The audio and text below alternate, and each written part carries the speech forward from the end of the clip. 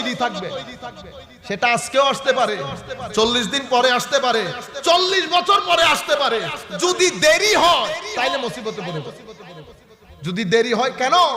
আমার আল্লাহ গুনাহ ক্ষমা করে দেন। আমার আল্লাহ কেমনে ক্ষমা করে জানেন? আপনি রাস্তা দিয়ে হাঁটতেছেন, একবার পাথরের গুতা খাইছে, গুনাহ মাফ হচ্ছে। আরেকবার পা কাটা বিঁধে গেছে, গুনাহ মাফ। আরেকবার আরেকজনের সাথে ধাক্কা লেগেছে, গুনাহ মাফ। শেষ পর্যন্ত আমার নবী বলছেন, হাত্তা শাউকাতা ইউশাক্কুহা ইল্লা কাফফারাল্লাহু বিহা খাতায়াহু কামা ক্বালা নবী সাল্লাল্লাহু আলাইহি ওয়াসাল্লাম। এই যে কাঁটার গুতা খেয়েছেন, এটার মাধ্যমেও আল্লাহ বান্দার গুনাহ ক্ষমা করে দেন।